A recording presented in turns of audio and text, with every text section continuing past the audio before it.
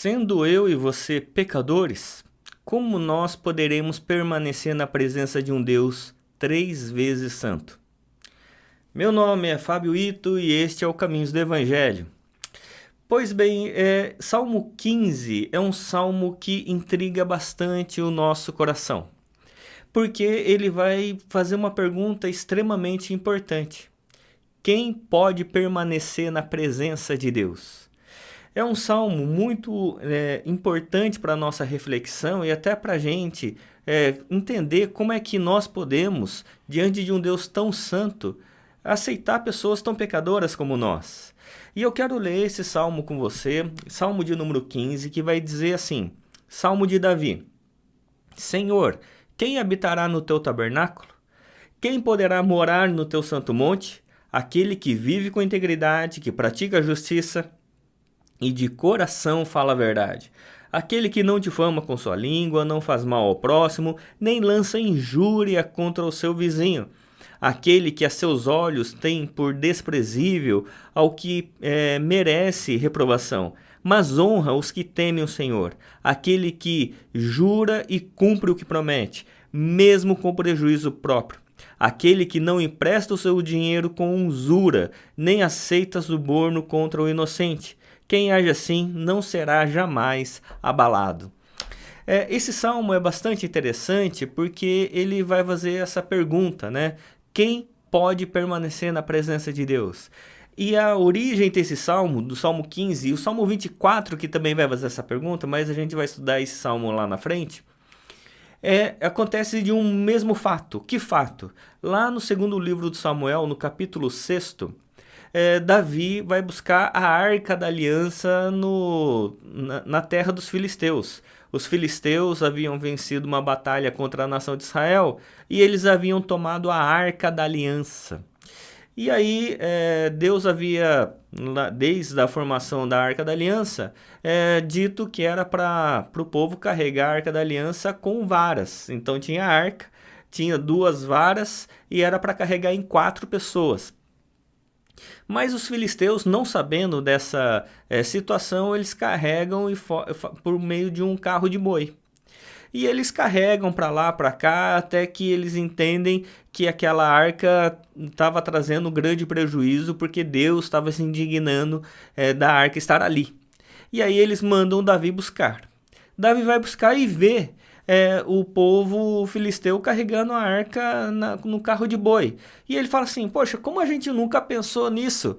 A gente ficar carregando ele nas costas, vamos continuar carregando no carro de boi. E eles começaram a voltar para Jerusalém para trazer de volta a arca. Acontece que os bois tropeçaram ali e a arca ia cair. E aí Uzá toca na arca para que a arca não caísse. Quando ele toca na arca, ele é fulminado. Ele morre na hora. E aí Davi fica com grande medo. Fala assim, como que nós vamos levar a arca? Como que nós vamos estar na presença de Deus? A arca representa a presença de Deus. Se nós tocarmos, a gente é fulminado.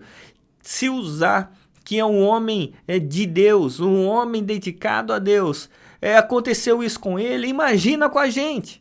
E aí, então, Davi é tomado de temor, de reflexão com relação a esse fato que havia acontecido com Uzá. Porque, na realidade, o que estava no coração de Davi era essa pergunta. Quem pode permanecer na presença do Senhor? Será que são as pessoas boas?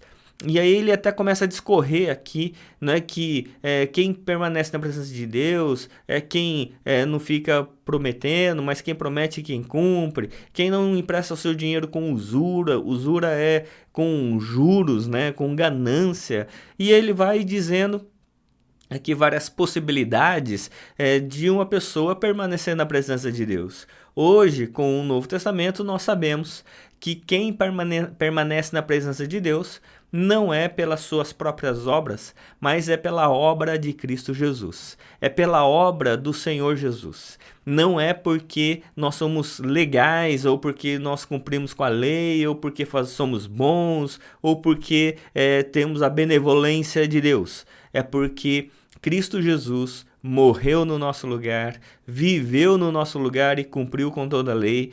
E porque ele viveu e morreu no nosso lugar, ele agora nos deu a sua justiça. E essa justiça a nós que éramos injustos virou uma justificação. E somos agora justificados em Cristo Jesus pela obra sacrificial da cruz. Por isso é importante nós compreendermos esse salmo, porque é uma pergunta realmente muito importante. Será que nós permanecemos na presença de Deus? E se sim, como é que nós podemos permanecer na presença de Deus? É pelas nossas próprias obras?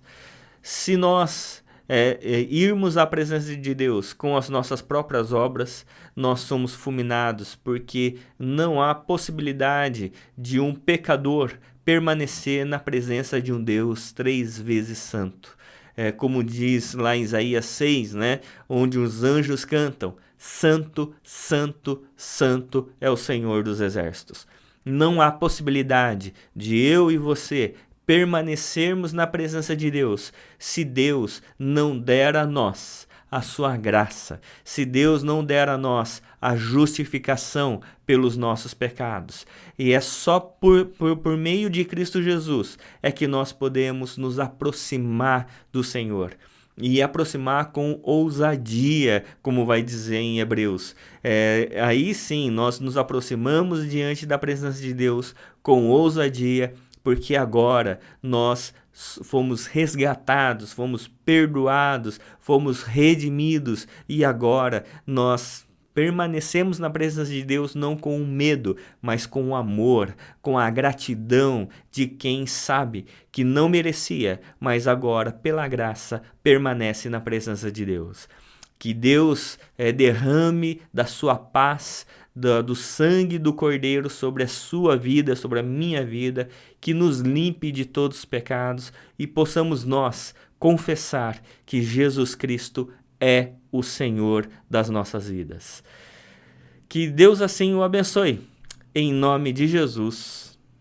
Amém.